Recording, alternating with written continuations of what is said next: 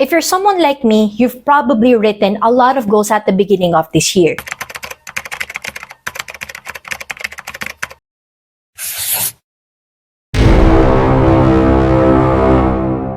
Siyempre, as humans, we are goal-oriented and we tend to do that normally kapag bagong taon. And now that it's already December, you probably made the quick scan of those goals that you've written and somehow came to terms and realized na some of them actually fell short, hindi mo sila na-achieve, or they were left over into the sides. So dito rin papasok yung mga questions natin na why am I not meeting my goals or bakit hindi ko sila ma-achieve?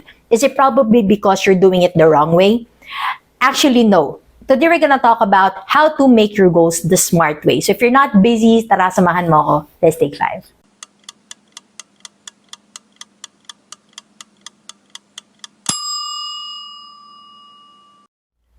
Now, the first thing about making a smart goal is you have to be specific. Now, hindi sapat na you just write down what you want to achieve. You have to be specific about it. Why? Because if you're not clear about what you want to achieve or hindi ka specific about that one, your progress will be blurred. And somehow, yung priorities mo, it may shift from one thing to another because you're not specific and hindi ka sure sa kung ano ba yung gusto mong ma-achieve. Now, try to write a specific goal. Hindi pwedeng vague lang, like for example, gusto mo ng kotse or gusto mo ng promotion. Try to be specific about what promotion that is and what type of car you want to have. Next is, you want to have a measurable goal. The reason why you want to measure your goal is because you want to track your progress. And probably not just the tracking part. Sometimes, this is where we fall short. Kasi, when we create a goal, we tend to not track it because mas gusto natin minsan yung end game of the specific goal that we're wanting to do.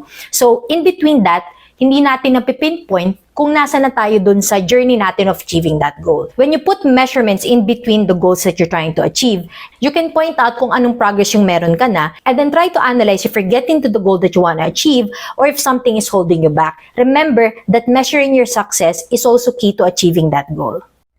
Now, another smart way of getting to a goal is to do achievable and attainable goals. Now, don't get me wrong, it's okay to dream big, especially if may kakayahan ka naman. But that's the key word, kung may kakayahan ka. Try to make goals that are achievable for you and that are attainable for you sa current na season na meron ka. While it's okay to dream big, you have to face the reality that somehow may mga shortcomings ka and you want to be able to know how to maneuver around the reality na meron ka in order to achieve that goal. Now, aside from those, you also want to do relevant and reachable goals.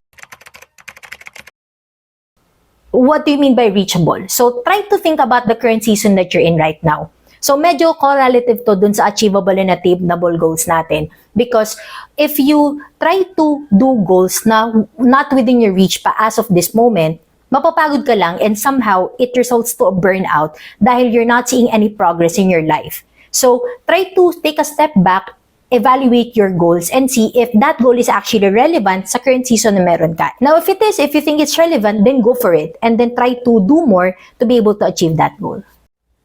Now, last but definitely not the least is to do a timeline on that SMART goal. Now, it's important that you set a deadline for a goal kasi it gives you perspective on when to stop and then try to get to the next goal. Now, it's important that you know when to start on something, but it's also equally important to know when to stop. Kasi, minsan, pag hindi mo alam kung saan ka titigil, tutuloy ka lang ng tutuloy, mapapagod ka, and dun ka na frustrate kasi nga, you're pushing so hard pero wala namang nangyayari. Somehow, if you don't put a timeline on a specific goal, nauubos rin yung oras natin dun, and we tend to neglect on the other things na probably needed our attention a bit more. So, you should know when to move on and move forward to be able to achieve the progress that you want to do and achieve your goals. So, don't forget to put a timeline on your goals kasi para hindi sayang yung effort mo sa isang bagay lang. Now, there you go. The next time that you make goals, I hope you don't only do them the right way, but you do them the smart way. So if this video is helpful to you, go ahead and share it to your friends or to the people that you think would benefit from this video. And I'm hoping to see you again next time, okay? My name is Cams. Don't forget to take 5.